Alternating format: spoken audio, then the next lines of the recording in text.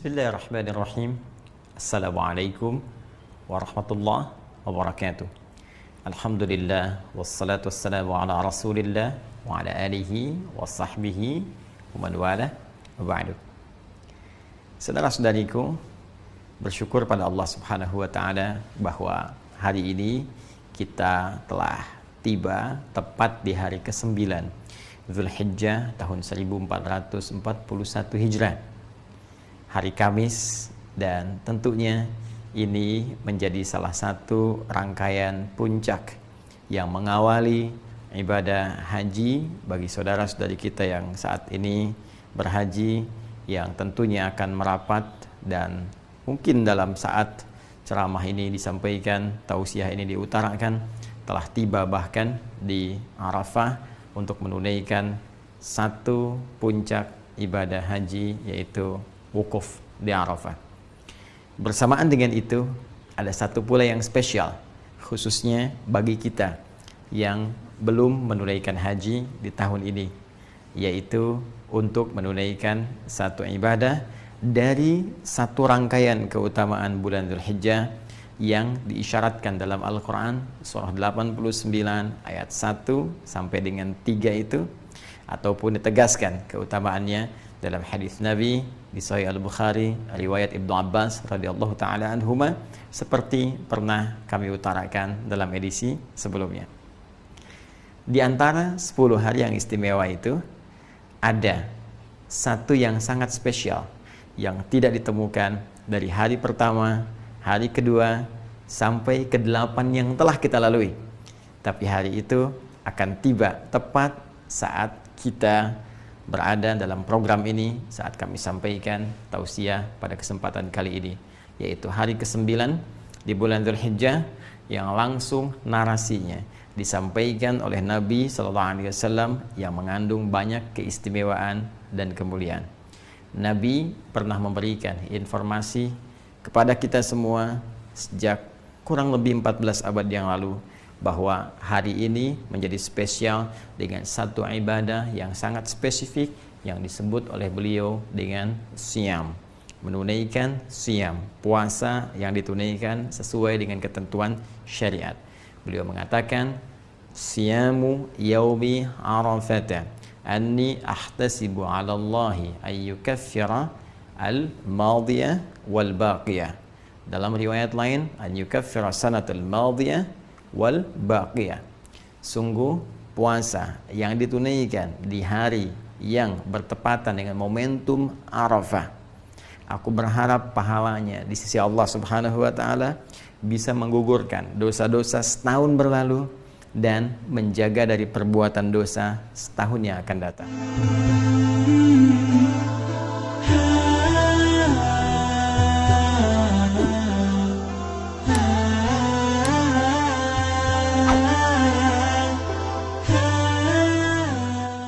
Teman-teman sekalian, hari ini menjadi spesial dalam uraian hadis Nabi SAW karena tanggal 9 ini disebut oleh Rasulullah SAW bertepatan dengan momentum Arafah, saat para jemaah haji menunaikan prosesi wukuf sebagai rangkaian puncak haji yang ditunaikan dan menjadi inti dari penunaian ibadah haji dari sekian rukun yang harus kemudian diikuti. Di sini Nabi SAW memberikan arahan kepada kita dalam momentum ini. Kita diminta oleh Rasulullah untuk menunaikan ibadah spesifik berupa siyam. Tidak main-main, pahalanya bisa menggugurkan dosa setahun berlalu. Dan perhatikan baik-baik cara kita memahaminya, bisa menjaga dari perbuatan dosa setahun yang akan datang. Masya Allah. Artinya dalam konteks penunaian puasa ini, kita bukan sekedar diminta oleh Rasulullah puasa secara fisik, menjaga tidak makan, menjaga tidak minum, tidak berhubungan seksual. Lebih daripada itu, karena puasa ini potensinya dengan izin Allah bisa menggugurkan dosa setahun berlalu. Karena itu cara mengisinya akan lebih baik jika kita iringi dengan mengevaluasi kesalahan-kesalahan yang pernah diperbuat oleh kita dan berpotensi dosa setidaknya setahun ke belakang. Jadi seperti orang wukuf saat di Arafah, mereka merenung, berkontemplasi, merenungkan kesalahan-kesalahan, mengakui dosa-dosa, sehingga dengan pengakuan itu dan komitmen untuk meninggalkannya akan merubah pribadi mereka lebih baik setelah selesai menunaikan rangkaian ibadah haji. Pulang, meninggalkan segala keburukan, menanggalkan seluruhnya, dan bertransformasi menjadi manusia yang lebih mulia. Pun demikian, orang yang belum punya kesempatan untuk berhaji, di tepat pada momentum yang sama, Nabi minta untuk menunaikan puasa dan mengisi puasa itu dengan kontemplasi, dengan renungan seperti orang wukuf yang berada di Arafah.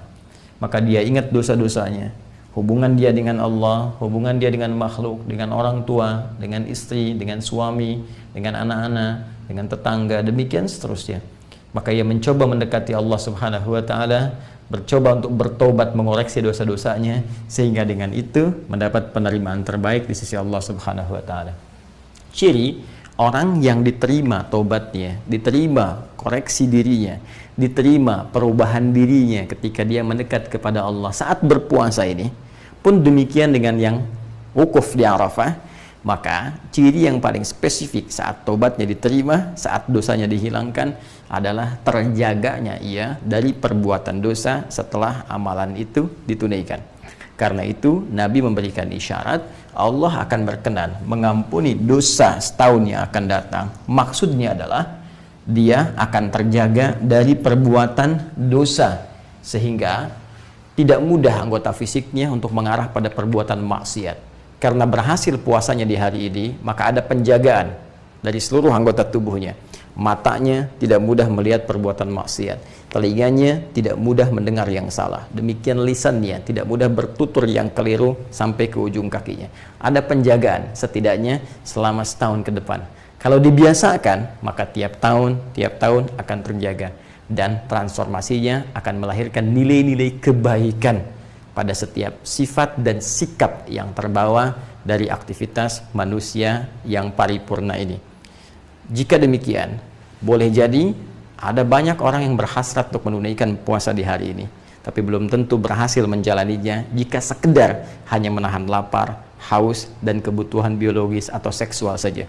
Karena itu, isi hari ini dengan banyak merenung, banyak berkontemplasi, mengoreksi diri. Dan buktinya akan terlihat setelah kita melalui ibadah yang kita tunaikan sebagai puasa bertepatan dengan momentum Arafah di hari ini. Jika setelah puasa ini belum mampu kemudian lahir penjagaan-penjagaan tadi, ini menunjukkan ada yang kurang berhasil dalam puasa yang ditunaikan itu. Maka mari buktikan kepada Allah bahwa alhamdulillah kita diberi kesempatan tahun ini. Ini hanya datang setahun sekali. Ya, momentum perubahan, momentum taubat, momentum penerimaan hanya setahun sekali. Jika kita tidak dapat di tahun ini, kita harus tunggu tahun depan. Karena itu, mari kita berjuang, berikhtiar, dan membuktikan kepada Allah dengan kesungguhan kita bahwa semua yang diberikan kepada kita, kesempatan yang mulia ini, kita bisa maksimalkan dengan sebaik-baiknya. Yang terakhir, teman-teman sekalian, seperti orang yang wukuf di Arafah, punya potensi untuk banyak dikabulkan doanya. Karena itu, selain mereka beristighfar, mengoreksi diri, memperbaiki diri, juga semua orang wukuf seluruhnya 100% sudah otomatis akan memanjatkan doa kepada Allah, bermunajat dengan penuh kekhusyuan untuk memohon segala hajat kebaikan dunia dan akhirat.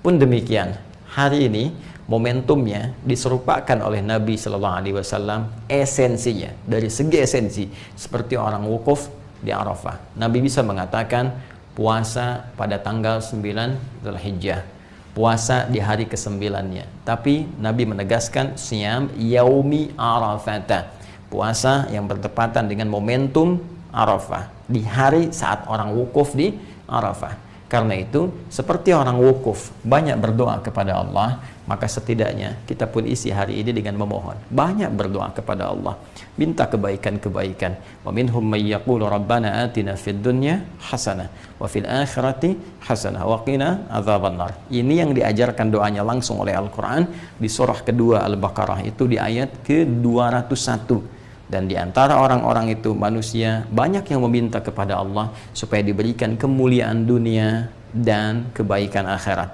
Maka mohonlah kepada Allah segala kemuliaan-kemuliaan di dunia ini, supaya mata kita menatap yang mulia, sehingga kaki kita, supaya harta kita diberikan kemudian keberkahan oleh Allah, supaya pekerjaan kita dimudahkan tapi yang bermanfaat untuk akhirat kita, melipat gandakan pahala-pahala kita. Isi banyak dengan doa. Kalau ingin lebih spesifik misalnya, kapan orang wukuf di Arafah? Tanggal 9-nya jam berapa tepatnya? Pasti setelah matahari tergelincir, masuk waktu zuhur, mereka melakukan sholat jamak dengan asarnya. Setelah itu banyak beristighfar, berdoa. Jika kemudian kita konversikan, mungkin di sana masuk misalnya jam 1, taruhlah sudah tiba waktunya, maka tambahkan dengan 4 jam di sini, jatuhnya jam 5 atau 1 jam sebelum maghrib misalnya. Kalau kita ingin serupakan waktunya, kalau kita ingin bebas, maka mulai detik ini sampai dengan berakhir menjelang maghrib, potensi luas untuk berdoa. Tapi kalau momentumnya kita ingin dekatkan, kita bisa ambil misalnya waktu menjelang maghrib, kita duduk untuk bermohon, kita khusyukkan diri kita dengan penuh keyakinan, dan semoga dengan itu Allah bukan hanya mengampuni dosa kita, tapi mengabulkan seluruh hajat kita. Dengan itulah kemudian besok kita bisa bertakbir, dan takbir adalah lambang keberhasilan kita untuk bisa mendekatkan diri kepada Allah. Karena itulah di Quran surah kedua Al-Baqarah di akhir ayat 185, ketika kita menutup perjuangan kita untuk mendekat kepada Allah saat Ramadan, kita bertakbir, walitukabbirullaha ala ma hadakum wa la'allakum tashkurun, supaya engkau banyak bertakbir karena Allah telah berikan petunjuk kepadamu. Mari kita buktikan, kita berhasil, kita mendapat petunjuk, kita berubah, kita menjadi lebih baik dalam pandangan Allah, supaya besok kita bisa beridul adha dan bertakbir dengan penuh kebahagiaan, kebanggaan sebelum pulang menghadap Allah Subhanahu wa taala. Saya Adi Hidayat pun demikian harus memberikan contoh pertama dari apa yang saya sampaikan ini. Maka saya bermohon maaf kepada saudara-saudariku dimanapun Anda berada atas setiap sifat, sikap, tutur, perbuatan yang sudah pasti akan terjadi banyak kekeliruan, kesalahan dari apa yang pernah saya perbuat. Saya memohon maaf yang sebesar-besarnya dengan penuh segala kerendahan hati mewakili keluarga besar kami, dan dengan itu pula saya ingin menyampaikan hal yang paling utama, semoga Allah memuliakan kita, semoga Allah memaafkan segala kesalahan kita, mengampuni dosa-dosa kita, dan saya pun memaafkan segala hal-hal yang terkait dalam kehidupan, supaya kita bisa lebih nyaman menghadap kepada Allah Subhanahu wa taala. Demikian, semoga bermanfaat. Subhanakallahumma bihamdika asyhadu an la ilaha illa anta astaghfiruka wa atubu ilaik. Assalamualaikum warahmatullahi wabarakatuh.